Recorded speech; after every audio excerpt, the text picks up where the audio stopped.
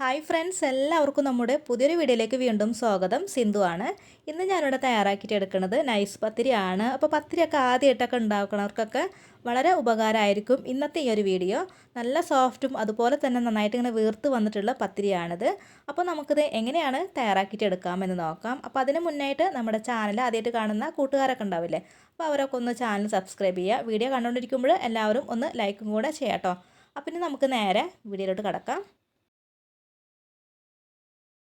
ഈ ഒരു പത്തിരി തയ്യാറാക്കിയിട്ട് എടുക്കാനായിട്ട് ഞാനിവിടെ ഇതുപോലൊരു കപ്പ് കൊണ്ട് 2 കപ്പ് അരിപ്പൊടിയാണ് ഇവിടെ എടുത്ത് വെച്ചിട്ടുള്ളത്. നല്ല നൈസായിട്ടുള്ള വറുത്ത അരിപ്പൊടി വേണം പത്തിരി ഉണ്ടാക്കാനായിട്ട് നമ്മൾ എടുക്കാൻ. ഇനി നമുക്ക് ഈ ഒരു പൊടി ഒന്ന് വാട്ടിയിട്ട് കൂടെ എടുക്കാം. അപ്പോൾ ഞാനിവിടെ ഒരു പാത്രത്തിൽ 3 കപ്പ് വെള്ളം ഒഴിച്ച് കൊടുത്തിട്ടുണ്ട്. ഇനി ഇത് നല്ലോണം തിളച്ച് വരാനായിട്ട് വെയിറ്റ് ചെയ്യാം. അപ്പോൾ ഇതുപോലെ നമ്മൾ പൊടിയൊക്കെ വാട്ടിയിട്ട് എടുക്കുന്ന പാത്രം കുറച്ച് വലുതായിട്ട് എടുക്കാനായിട്ട് ശ്രദ്ധിക്കണം കേട്ടോ. എന്നാലാണ് നമ്മളിതിലേക്ക് പൊടിയൊക്കെ ഇട്ടിട്ട് വാട്ടിയിട്ട് എടുക്കുന്ന സമയത്ത് നല്ലോണം അങ്ങനെ ഇളക്കി കൊടുക്കാനും അതുപോലെ തന്നെ പൊടിയൊക്കെ ഇങ്ങനെ വെന്തിട്ടൊക്കെ വരാനൊക്കെ സൗകര്യമായിട്ട് ഉണ്ടാവുക. ഞാനിവിടെ 1 കപ്പ് അരിപ്പൊടിക്ക് 1.5 കപ്പ് എന്ന കണക്കിന് മൊത്തം 3 കപ്പ് വെള്ളമാണ് കേട്ടോ എടുത്തിട്ടുള്ളത്. അപ്പോൾ എല്ലാ അരിപ്പൊടിക്കും ഇതേ അളവൊന്നും ആയിരിക്കില്ല. ചിലപ്പോൾ അരിപ്പൊടി ഞാൻ എടുക്കുന്ന സമയത്ത് 1 കപ്പിന് 1.25 ഉണ്ട് വരാറ്. അപ്പോൾ അതൊക്കെ നിങ്ങൾ നോക്കിയിട്ട് എടുത്താൽ മതി. ഇപ്പോൾ വെള്ളം നല്ലോണം തന്നെ ചൂടായിട്ട് വന്നിട്ടുണ്ട്. ഇനി ഇതിലേക്ക് ഞാൻ 1/2 ടീസ്പൂൺ ഉപ്പാണ് ഇട്ട് കൊടുക്കുന്നത്. ഉപ്പൊക്കെ ഇട്ട് കൊടുത്ത ശേഷം പിന്നെ ഇതിലേക്ക് നമുക്ക് 1/4 ടേബിൾ സ്പൂണോളം വെളിച്ചെണ്ണ കൂടെ ഒഴിച്ച് കൊടുക്കാം. ഈ ഒരു വെളിച്ചെണ്ണ ഒക്കെ ഒഴിച്ച് കൊടുത്തിട്ടുണ്ടെങ്കിൽ മാവ് കുഴച്ചിട്ട് എടുക്കുന്ന സമയത്ത് നമ്മുടെ കയ്യിലൊന്നും അധികമൊന്നും ഒട്ടിപ്പിടിക്കില്ല. ഇപ്പോൾ വെള്ളമൊക്കെ നല്ലോണം തന്നെ തിളച്ച് വന്നിട്ടുണ്ട്. ഇനി നമുക്ക് ഇതിലേക്ക് നമ്മൾ എടുത്ത് വെച്ചിട്ടുണ്ടായിരുന്ന അരിപ്പൊടി ഉണ്ടല്ലോ, അതിട്ട് കൊടുക്കാം. ഈ ഒരു അരിപ്പൊടി നമ്മൾ ഇട്ട് കൊടുക്കുമ്പോൾ പെട്ടെന്ന് ഇതുപോലെ ഇളക്കി കൊടുത്തുകൊണ്ട് ഇരിക്കണം കേട്ടോ. എന്നാലാണ് എല്ലാ ഭാഗത്തും ഈ ഒരു ചൂടുവെള്ളമൊക്കെ തട്ടിയിട്ട് പൊടി നല്ലോണം തന്നെ വാട്ടിയിട്ടൊക്കെ എടുക്കാനായിട്ട് പറ്റുള്ളൂ. അപ്പോൾ പൊടി ഇട്ട് കൊടുക്കുമ്പോൾ നമ്മൾ ഹൈ ഫ്ലെയിമിൽ ഇട്ട് കൊടുക്കാം. പൊടി ഇട്ട് കൊടുത്ത് കഴിഞ്ഞാൽ പിന്നെ നമുക്ക് ലോ ഫ്ലെയിമിൽ വെച്ചിട്ട് വേണം ഇത് ഇതുപോലെ ഇളക്കി കൊടുത്തിട്ട് പൊടി നമ്മൾ വേവിച്ചിട്ട് എടുക്കാൻ.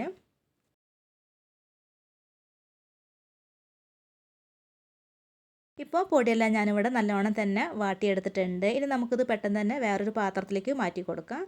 എന്നിട്ട് ഇത് ചൂടോടെ തന്നെ ഒരു ഗ്ലാസ് ഉപയോഗിച്ചിട്ട് ഇങ്ങനെ പരത്തിയിട്ട് കൂടെ എടുക്കാം കേട്ടോ. അപ്പോൾ കൈ വെച്ചിട്ടൊക്കെ പരത്തിയിട്ട് എടുക്കുകയാണെങ്കിൽ നമ്മുടെ കൈയൊക്കെ നല്ലോണം തന്നെ പൊള്ളും. അപ്പോൾ ഇതുപോലെ ഒരു ഗ്ലാസ്സൊക്കെ വെച്ചിട്ട് ചൂടോടെ തന്നെ കുഴച്ചിട്ട് എടുക്കുകയാണെങ്കിൽ നമ്മുടെ കൈയും പൊള്ളില്ല. പിന്നെ ഈ ഒരു പത്തിരി നല്ല സോഫ്റ്റായിട്ട് കിട്ടും ചെയ്യും. അപ്പോൾ ഇതുപോലൊക്കെ ഒന്ന് ചെയ്യാം.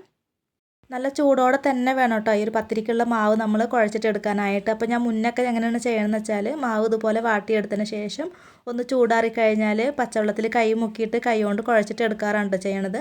പക്ഷേ അങ്ങനെ ചെയ്യുമ്പോഴും കൈയൊക്കെ നല്ലോണം പൊള്ളാറുണ്ട്. പക്ഷേ ഇതുപോലെ ഒരു ഗ്ലാസ്സോ അതല്ലെങ്കിൽ പരന്നൊരു പാത്രമൊക്കെ വെച്ചിട്ട് നമ്മൾ ഇതുപോലെ കുഴച്ചിട്ട് എടുക്കുകയാണെങ്കിൽ കൈ അത്രയ്ക്കൊന്നും പൊള്ളില്ല.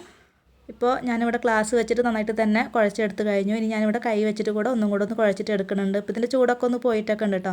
അപ്പോൾ നന്നായിട്ട് തന്നെ കുഴച്ചെടുക്കുക. നല്ലോണം കുഴച്ചെടുത്താലാണ് പത്തിരിയൊക്കെ നന്നായിട്ട് തന്നെ ഇങ്ങനെ വീർത്തിട്ടൊക്കെ വരുള്ളൂ ചുട്ടെടുക്കുന്ന സമയത്ത്. ഇപ്പോൾ മാവൊക്കെ അതേ നല്ലോണം തന്നെ ഞാനിവിടെ കുഴച്ചെടുത്തിട്ടുണ്ട്. ഇനി ഇതിൽ നിന്ന് കുറേശ്ശെ എടുത്തിട്ട് ഇതുപോലെ ഉരുളകളാക്കിയിട്ട് നമുക്കിത് പരത്തിയിട്ട് കൂടെ എടുക്കാം. എല്ലാതും നല്ല ഷേപ്പിൽ വേണം കേട്ടോ നമ്മളിത് ഉരുട്ടിയെടുക്കാനായിട്ട്. എന്നാലാണ് പത്തിരി റെഡിയാക്കി കഴിഞ്ഞാൽ പത്തിരിയും കാണാനും നല്ല ഭംഗിയൊക്കെ ഉണ്ടാവുള്ളൂ. അപ്പോൾ എല്ലാതും ഞാനിവിടെ റെഡിയാക്കി വെച്ചിട്ടുണ്ട്. ഇനി നമുക്കിതൊന്ന് മൂടി വെച്ച് കൊടുക്കാം. തുറന്ന് വെച്ചിട്ടുണ്ടെങ്കിൽ മാവ് ഡ്രൈ ആയിട്ടൊക്കെ പോകും. ഇനി ഞാനിവിടെ വാഴയിലയുടെ ചെറിയൊരു കഷ്ണം എടുത്തിട്ടുണ്ട് കേട്ടോ. ഇനി ഇതിൽ കുറച്ച് വെളിച്ചെണ്ണയൊക്കെ ഒന്ന് തേച്ച് കൊടുത്തതിന് ശേഷം ഇത് നമുക്ക് പത്തിരി പ്രസ്സിൽ വെച്ച് കൊടുക്കാം. എന്നിട്ട് അതിൻ്റെ നടുവിലായിട്ട് മാവ് വെച്ച് കൊടുത്തതിന് ശേഷം ഇതുപോലെ ഒന്ന് പ്രസ് ചെയ്തിട്ട് കൂടെ എടുക്കാം.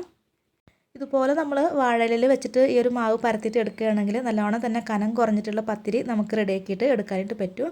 കണ്ടില്ല, നല്ല നൈസായിട്ട് തന്നെ കിട്ടിയിട്ടുണ്ട്. ഇനി നമുക്കിത് പലകയിൽ വെച്ചിട്ട് പരത്തിയിട്ട് എടുക്കേണ്ട ആവശ്യമൊന്നുമില്ല. ഇനി ഇത് ചുട്ടെടുക്കാൻ വേണ്ടിയിട്ട് നല്ല ചൂടായിട്ടുള്ള ഒരു പാനിലേക്ക് ഞാൻ ഈ ഒരു പത്തിരി വെച്ച് കൊടുത്തിട്ടുണ്ട്. എന്നിട്ട് ഒരു സെക്കൻഡ് അങ്ങനെ തന്നെ വെച്ച് കൊടുത്തതിന് ശേഷം പെട്ടെന്ന് ഇങ്ങനെ മറിച്ചിട്ട് കൊടുക്കുക. എന്നിട്ട് ആ സൈഡ് വെന്ത് വന്നു കഴിഞ്ഞാൽ വീണ്ടും ഒന്ന് മറിച്ചിട്ടിട്ട് കൊടുക്കുക കേട്ടോ. ഇനി ഒരു സ്പാച്ചിൽ വെച്ചിട്ട് മറിച്ചിട്ട് കൊടുത്തതിന് ശേഷം പിന്നെ നമുക്ക് ഇത് വെച്ചിട്ട് ഇങ്ങനെ ഇതുപോലെ ഒന്ന് പ്രസ് ചെയ്തിട്ട് കൂടെ കൊടുക്കാം. അപ്പോൾ ഇതുപോലെ നമ്മൾ പ്രസ് ചെയ്തിട്ട് എടുക്കുമ്പോഴേക്കും ഇത് നല്ലോണം തന്നെ ഇങ്ങനെ വീർത്ത് വരാനൊക്കെ ആയിട്ട് തുടങ്ങും. എന്നിട്ട് ഒരുപാട് നേരം നമ്മൾ മറിച്ചും തിരിച്ചൊക്കെ ഇട്ടിട്ട് ഇങ്ങനെ വേവിച്ചിട്ട് എടുക്കരുത്. അങ്ങനെയാണെങ്കിൽ ഇതിൻ്റെ ആ ഒരു സോഫ്റ്റ്നെസ്സൊക്കെ പോയിട്ട് നല്ലോണം ഇങ്ങനെ ഹാർഡായിട്ട് പോകും കേട്ടോ. ഈ ഒരു നൈസ് പത്തിരിയൊക്കെ നമുക്ക് പെട്ടെന്ന് തന്നെ റെഡിയാക്കിയിട്ട് എടുക്കാനായിട്ട് പറ്റും. ഒരുപാട് നേരം ഇത് വേവിച്ചിട്ട് എടുക്കേണ്ട ആവശ്യമൊന്നുമില്ല. ഇട്ടെടുക്കണ ഓരോ പത്തിരി നമ്മൾ ഒരു പാത്രത്തിൽ ഇട്ട് കൊടുത്തതിന് ശേഷം അത് അടച്ച് വെച്ച് കൂടെ കൊടുക്കണം. അങ്ങനെ അടച്ച് വെച്ച് കൊടുത്ത് കഴിഞ്ഞാലാണ് പത്തിരി നല്ല സോഫ്റ്റായിട്ട് ഇരിക്കുള്ളൂ കേട്ടോ. തുറന്ന് വെച്ചിട്ടുണ്ടെങ്കിൽ ചൂടൊക്കെ ആറിക്കഴിഞ്ഞാൽ പത്തിരിയുടെ ആ ഒരു സോഫ്റ്റ്നെസ്സൊക്കെ പോവും. അപ്പോൾ ബാക്കിയുള്ളതെല്ലാം ഇതുപോലെ തന്നെ നമുക്ക് ചുട്ടെടുക്കാം. അപ്പോൾ വലിയൊരു പാനൊക്കെ ആണെന്നുണ്ടെങ്കിൽ 2 or 3 ഒക്കെ വെച്ചിട്ട് നമുക്ക് ഇതുപോലെ ചുട്ടെടുക്കാവുന്നതാണ്. പത്തിരി നമ്മൾ സാധാരണ ഒക്കെ ഉണ്ടാക്കിയിട്ട് എടുക്കുമ്പോൾ നമ്മൾ അടുക്കളയും ഡ്രസ്സൊക്കെ ആകെ നാശമാവും, ആകെ പൊടിയിൽ കുഴയില്ല. പക്ഷേ വാഴയിലൊക്കെ വെച്ചിട്ട് പരത്തിയിട്ട് എടുക്കുകയാണെങ്കിൽ ഒട്ടും പൊടിയൊന്നും വിതറി കൊടുത്തിട്ട് നമ്മൾ പരത്തിയിട്ട് എടുക്കേണ്ട ആവശ്യമില്ല. പിന്നെ ഞാൻ ആ ഒരു വാഴയിലയിൽ ഒരു പ്രാവശ്യം മാത്രമാണ് കേട്ടോ വെളിച്ചെണ്ണ തേച്ച് കൊടുത്തിട്ടുണ്ടായിരുന്നത്. ഓരോ പ്രാവശ്യം നമ്മൾ മാവ് പരത്തിയിട്ടെടുക്കുമ്പോൾ അതിൽ വെളിച്ചെണ്ണ ഒന്നും ഒഴിച്ചു കൊടുക്കേണ്ട ആവശ്യമൊന്നുമില്ല. അത് ഞാൻ നേരത്തെ പറയാനായിട്ട് വിട്ടുപോയതാണ്. അപ്പോൾ നമ്മുടെ പത്തിരിയെല്ലാം ഞാനിവിടെ ചുട്ടെടുത്തിട്ടുണ്ട്. അപ്പോൾ ഇതുപോലെ നിങ്ങൾ പത്തിരി റെഡിയാക്കിയിട്ട് എടുത്തിട്ടുണ്ടെങ്കിൽ രാവിലെ ഉണ്ടാക്കി വെച്ചിട്ടുള്ള പത്തിരി വൈകുന്നേരം വരെ വെച്ചാലും ഒട്ടും ഡ്രൈ ആയിട്ട് പോവില്ല. നല്ല സോഫ്റ്റായിട്ട് തന്നെ ഇരിക്കും കേട്ടോ. അപ്പോൾ പത്തിരിയൊക്കെ ഉണ്ടാക്കാൻ അറിയാത്തവരൊക്കെ ഒന്ന് തീർച്ചയായിട്ടും ഈ ഒരു രീതിയിലൊന്ന് ട്രൈ ചെയ്ത് നോക്കുക. നല്ല പൊള്ളച്ചിട്ടുള്ള നല്ല സോഫ്റ്റ് ആയിട്ടുള്ള പത്തിരി നിങ്ങൾക്കും തയ്യാറാക്കിയിട്ട് എടുക്കാനായിട്ട് പറ്റും. ഇത് നമുക്ക് ഇഷ്ടമുള്ള കറികളുടെ കൂടെ കഴിക്കാം. പിന്നെ തേങ്ങാപ്പാലൊക്കെ ഒഴിച്ചിട്ട് കഴിക്കാനും നല്ല ടേസ്റ്റാണ്. അപ്പോൾ ട്രൈ ചെയ്ത് നോക്കുക. വീഡിയോ എല്ലാവർക്കും ഇഷ്ടമായിട്ടുണ്ട്, യൂസ്ഫുൾ ആയിട്ടുണ്ട് എന്ന് കരുതുന്നു. അപ്പോൾ എല്ലാവരും ഒന്ന് ലൈക്ക് ചെയ്യുക, ഷെയർ ചെയ്യുക, കമൻറ്റ് ചെയ്യുക. നമ്മുടെ ചാനൽ ഇതുവരെയും സബ്സ്ക്രൈബ് ചെയ്യാതെ കാണുന്ന കൂട്ടുകാർ ആരെങ്കിലും ഉണ്ടെങ്കിൽ ചാനൽ ഒന്ന് സബ്സ്ക്രൈബും കൂടെ ചെയ്യാനായിട്ട് മറക്കരുത്. അപ്പോൾ ഇനി അടുത്ത നല്ലൊരു റെസിപ്പിയുമായിട്ട് വീണ്ടും വരാം. താങ്ക്